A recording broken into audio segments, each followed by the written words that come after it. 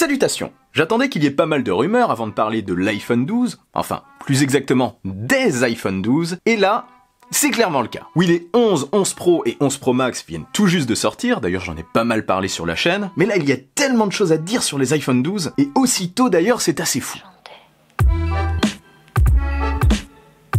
Pour moi, comme je l'ai dit dans une précédente vidéo, on est à la fin d'un cycle. Un cycle de 3 modèles. 3 modèles principaux. Les nouveaux de cette année clôturent un chapitre ouvert par l'iPhone 10, puis l'iPhone 10S et l'iPhone 10S Max. Et selon de récentes rumeurs, les prochains modèles n'arriveraient pas par 3, mais par 4. 4 modèles d'ailleurs séparés en 2 gammes, comme c'est déjà le cas aujourd'hui. La gamme classique et la gamme Pro. Mais cette fois-ci, 2 binômes. Et vous allez voir, dans la gamme classique, il y a un modèle dont je vous ai pas mal parlé sur la chaîne, et que je voulais voir arriver, enfin je vous en ai parlé sous un autre nom. Donc commençons par les modèles Pro. Selon ces rumeurs, on aurait 2 nouveaux modèles avec 2 nouvelles tailles. 2 nouvelles tailles d'écran notamment. Le 12 Pro aurait un écran de 6,1 pouces, soit la taille de l'écran de l'iPhone 10R et de l'iPhone 11, donc terminé le 5,8 pouces. Cependant, il est possible qu'en réduisant les bords, ce modèle ne soit pas si grand que ça, que son gabarit soit assez proche de celui de l'actuel 5,8 pouces. Enfin, peut-être un tout petit peu plus grand, quoi. Et le 12 Pro Max aurait quant à lui un écran de 32,70 pouces. Oui, c'est énorme, et c'est totalement faux. Alors, un écran de 6,7 pouces, soit 0,2 pouces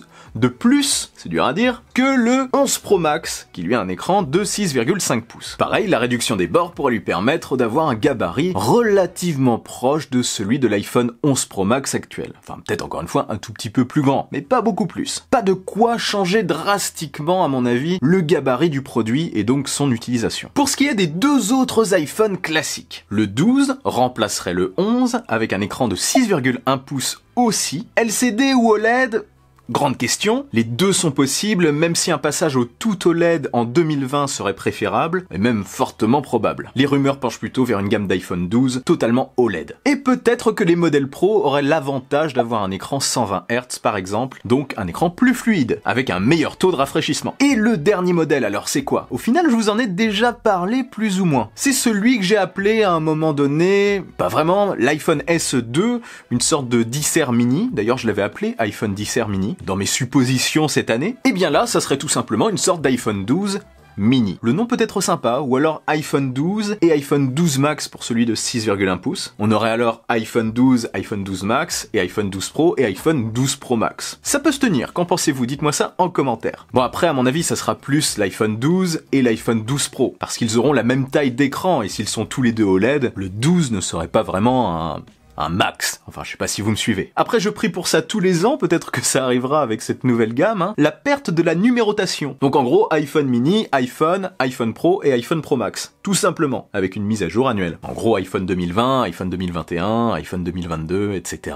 iPhone 2456, iPhone 2653, iPhone... J'arrête. Bref, ce petit modèle, oulala, je m'excite, aurait un écran de 5,4 pouces. Donc, pas 5,8 pouces comme l'actuel, hein, un modèle plus petit. De quoi répondre aux attentes de ceux qui cherchent à tout prix un petit smartphone et qui ne sont pas satisfaits aujourd'hui. Et oui, on commence à les oublier ces gens-là. Je n'en fais pas partie, moi j'aime bien les énormes smartphones, donc un 12 Pro Max de 6,7 pouces, ça pourrait me convenir. Et c'était quoi ce...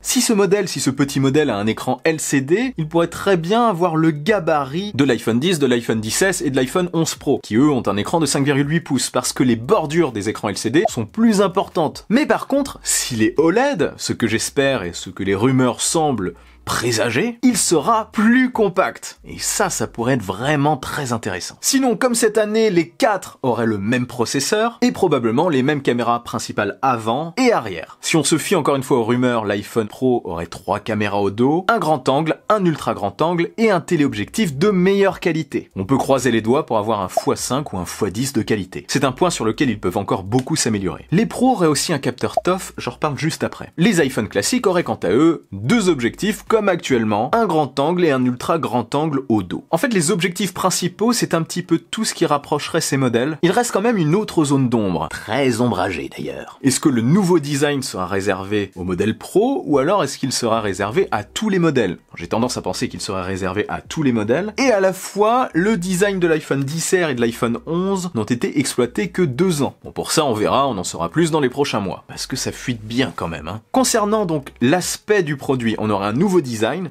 revu, les bords arrondis laisseraient leur place à des bords droits, un petit peu comme sur les iPad Pro de 2018, bords arrondis qu'on a quand même depuis l'iPhone 6. Donc le retour au bord droit, eh bien ça nous reconduirait à l'iPhone 5S et l'iPhone SE. Le dos sinon serait assez proche du dos actuel, peut-être plus plat du coup si on a des bordures droites, ou alors légèrement arrondi sur les bords pour rejoindre ces bordures droites et faire quelque chose d'assez harmonieux. Sur la face avant, on retrouverait une encoche réduite, une encoche plus petite, voire, selon certaines rumeurs, la disparition totale de l'encoche. Ce qui serait possible à la limite, c'est l'arrivée d'une plus petite encoche sur les iPhones classiques et la disparition de l'encoche sur les modèles Pro. Pourquoi pas? De quoi justifier la différence tarifaire. Mais comment elle disparaîtrait d'ailleurs cette encoche? Eh bien là, encore une fois, on a 2 pistes. La première consisterait à mettre les capteurs sous l'écran. La seconde, quant à elle, consisterait à les mettre dans la bande supérieure de l'écran, le tour noir des iPhones, donc en réduisant considérablement les composants de Face ID et de la caméra. Cette seconde solution est pour moi peut-être la plus crédible, histoire de n'avoir aucune perte à travers l'écran, pour rendre le dispositif le plus efficace possible. Donc voilà, j'espère que ce sera le cas. Bon après, peut-être qu'on aura tout simplement une plus petite encoche. Ou alors, comme je l'ai dit, petite encoche sur les modèles classiques et disparition de l'encoche sur les modèles Pro. Sinon, comme je vous le disais tout à l'heure, les Pro auraient aussi, en plus des modèles classiques, un capteur TOF au dos, un capteur temps de vol en français. L'objectif de ce capteur ne serait pas de calculer votre temps de vol, votre temps en avion, en ULM ou alors en chute libre, je ne sais pas. Non, absolument pas, ça n'a aucun rapport. Pour faire simple, c'est un dispositif qui sert à capter l'environnement. Pourquoi faire? Eh bien, d'autres constructeurs l'ont déjà fait. L'objectif, c'est notamment d'améliorer les photos et plus principalement les photos de portrait. Ce qui ne serait pas un mal sur les iPhone Pro, parce que le 11 Pro et le 11 Pro Max m'ont un petit peu déçu sur ce point, enfin surtout au niveau de la découpe. Après, on peut quand même faire des trucs pas mal, hein. Mais ça ne servirait pas qu'à ça servirait à quelque chose sur lequel travaille énormément Apple depuis quelques années, c'est la réalité augmentée. Elle devrait d'ailleurs être au cœur de la présentation de ces prochains iPhones. Peut-être avec une meilleure intégration et une refonte d'iOS du coup 14, à voir. Sinon, la 5G serait aussi de la partie. Je pense qu'elle va commencer à être déployée chez tous les constructeurs, mais de manière générale sur tous les produits en 2020 et 2021. Bon, par contre pour ça, au niveau des iPhones, les rumeurs se contredisent un petit peu. Certains avancent que ce ne serait destiné qu'au modèle Pro, d'autres disent que ce sera pour tous les modèles. Le petit 12, le 12, le 12 Pro et le 12 Pro Max. On verra, moi perso j'espère forcément que ce sera pour tous les modèles, mais plus on avance dans le temps, plus les fuites laissent penser que ce sera en effet sur tous les modèles. Petit détail, la charge sans fil inversée qui devait arriver dès cette année sur les iPhone 11 Pro et 11 Pro Max, au moins, sera peut-être présente sur ces modèles, enfin je l'espère, là c'est la supposition pure. C'est peut-être gadget, mais ça reste utile, pour recharger des accessoires notamment comme les AirPods avec leur boîtier de recharge sans fil.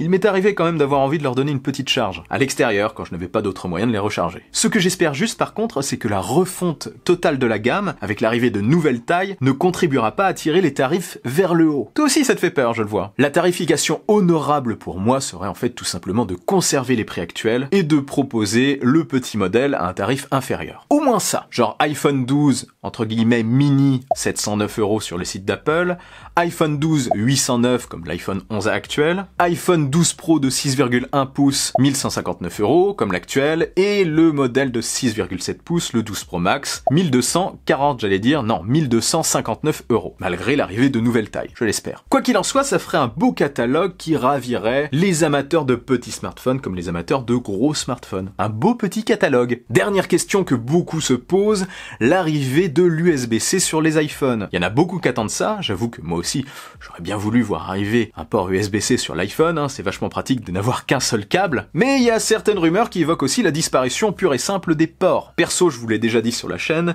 je pense qu'on restera au port Lightning, et ce jusqu'à la disparition pure et simple de ce port. Une disparition qui pourrait, selon certaines rumeurs, intervenir dès l'année prochaine, avec l'arrivée d'un chargeur sans fil à distance, inclus dans la boîte. Je pense que si c'est le cas, ce sera que pour les modèles Pro. Bon après, je trouve ça un petit peu tôt pour ça, mais on peut avoir quelques surprises, hein. En gros, jour, on brancherait le système sur une prise, et dans un petit périmètre, notre iPhone se rechargerait. Mais de manière efficace, apparemment. Et pour ceux qui se disent qu'ils ne feront jamais ça, je vous rappelle qu'on parle d'Apple. On parle de ceux qui ont supprimé le lecteur CD au moment où tout le monde disait que c'était impossible de vivre sans lecteur CD sur un ordi portable, et de ceux qui ont supprimé la prise jack au moment où tout le monde se disait mais pourquoi j'ai absolument besoin de ma prise jack sur mon smartphone. Bon, maintenant la prise jack commence à être de plus en plus rare sur les smartphones, qu'on soit d'accord ou non. Donc c'est possible aussi qu'on ait un iPhone sans prise, sans port, sans rien. Mais bon, il y a aussi des chances pour qu'on ait quand même notre port. USB-C ou Lightning, j'ai tendance à penser à du Lightning encore une fois, s'il y a un port. Mais bon, je peux me tromper, j'espère d'ailleurs me tromper. Ensuite, autre point, la sécurité avec Face ID, la reconnaissance faciale d'Apple. On aurait apparemment une version améliorée, plus petite, soit pour réduire l'encoche, soit, comme je vous le disais, pour placer tous les capteurs dans la bande supérieure noire de l'écran. Il y a aussi des rumeurs qui parlent du retour de Touch ID en plus de Face ID, le lecteur d'empreintes d'Apple, mais sous l'écran. Perso, je vais être franc, je n'y crois pas du tout. Enfin, franchement, j'ai vraiment du mal à y croire. Je trouve ça assez étrange d'ailleurs. À moins que ce soit une sécurité supplémentaire, avec un lecteur qui détecterait l'empreinte pendant le swipe up du déverrouillage. Pourquoi pas? Ça serait assez dingue. Mais je trouve l'utilité assez réduite. Wait and see, comme on dit en allemand. Continuons. Il y a aussi des rumeurs de l'arrivée d'un écran micro LED sur toute la gamme de nouveaux iPhones, comme sur les iPad Pro d'ailleurs, et sur les prochains MacBook Pro 2020. Ça on verra aussi, je n'ai rien d'autre à ajouter sur le sujet. Et juste avant de finir, je voulais vous parler d'une rumeur qui est très intéressante et qui parle des iPhones de 2021. Et là, il y en a qui se disent « What? Mais pourquoi ils nous parlent des iPhones de 2021? C'est quoi cette vidéo de fou? Les iPhones de 2019 viennent à peine de sortir, ils nous parlent déjà des iPhones de 2020, et maintenant des iPhones de 2021 ?» Oui. C'est tout ce que j'ai à vous dire. En fait, vous allez comprendre ce qui est intéressant. Les iPhones de 2021 auraient le droit à 2 sorties distinctes. Il y aurait une séparation entre la gamme classique et la gamme pro. Donc 2 binômes, 2 sorties réparties à 6 mois d'intervalle dans l'année pour faire durer les ventes sur l'année tout simplement. Et pourquoi pas du coup pendant les événements organisés en mars par Apple. Peut-être envisage-t-il d'ailleurs de séparer la gamme classique de tous leurs produits de la gamme pro. Présentation de l'iPhone classique, de l'iPad, de l'iPad mini, l'iPad Air, on va quand même l'ajouter dedans, du MacBook Air, etc. Enfin, tous les produits non pro. Puis plus tard dans l'année, l'arrivée de tous les produits pro. C'est une idée, qui est peut-être totalement fausse. À voir. D'ailleurs, dites-moi en commentaire ce que vous pensez d'une telle stratégie. Ça m'intéresse. Le souci, en fait, c'est de savoir comment intégrer vraiment ce nouveau cycle. Soit brutalement, avec une mise à jour de produits proche de l'arrivée des modèles précédents, donc à 6 mois d'intervalle, ou alors doucement en faisant durer un petit peu plus longtemps certains modèles. En réfléchissant, en me concentrant sur le sujet, c'est là que j'ai pensé à un truc. Bon, par contre, prenez un papier parce que sinon vous allez peut-être avoir du mal à suivre. Accrochez-vous. Mars 2020, iPhone SE2 sur base d'iPhone 8, comme le disent certaines rumeurs. Donc un iPhone 8 avec un processeur plus récent, le processeur de l'iPhone 11, de l'iPhone 11 Pro et de l'iPhone 11 Pro Max, le A13. Ensuite, septembre 2020, iPhone 12, iPhone 12 Pro et iPhone 12 Pro Max. Donc oui, non pas 4, mais 3 modèles. Ensuite, mars 2021, donc 6 mois après, iPhone 12 mini, ou quel que soit son nom. Septembre 2021, on se projette un petit peu dans le futur, iPhone 13 Pro et iPhone 13 Pro Max, et puis c'est tout. Vendu avec l'iPhone 12 et l'iPhone 12 entre guillemets mini. Du coup, on ferait bien durer cet iPhone 12. Mars 2022, oui, on s'éloigne, c'est là qu'arriverait la nouveauté, le nouveau cycle, iPhone 13 mini et iPhone 13. Et septembre 2022, iPhone 14 Pro et iPhone 14 Pro Max. Ou alors une perte de numérotation pour pas que ça fasse trop bizarre. Et voilà, 2 phases en douceur. Après, peut-être que faire l'inverse serait plus logique. D'abord sortir à la fin de l'année les iPhones classiques pour les vendre à la période de Noël, je crois que ce sont leurs plus grosses ventes, et réserver les pros au mois de mars. Bref, ce n'est qu'une théorie. Si vous avez compris d'ailleurs, ou même si vous n'avez pas compris, dites-moi ce que vous en pensez en commentaire. Bon, si vous n'avez pas compris, ça va être difficile de dire ce que vous en pensez en commentaire. Dites-moi n'importe quoi en commentaire. Après, beaucoup plus simple, il suffit tout simplement de faire durer 2 modèles 1 an et demi au lieu d'1 an, et on change le rythme de sortie. Voilà, tout simplement. Bref, dites-moi en commentaire aussi quel iPhone de cette gamme de 2020, donc les supposés iPhone 12, entre guillemets mini, iPhone 12, iPhone 12 Pro et iPhone 12 Pro Max, lequel vous intéresserait le plus? Et si cette vidéo vous a plu et que vous voulez m'aider, partagez-la sans oublier le bon pouce en l'air qui claque. Pour ne rien louper, abonnez-vous à ma chaîne et activer la petite cloche des notifications. N'oubliez pas non plus de me suivre sur Twitter et sur Instagram. On se retrouve très vite pour une nouvelle vidéo. Vive la technologie, vive le futur. Allez, salut!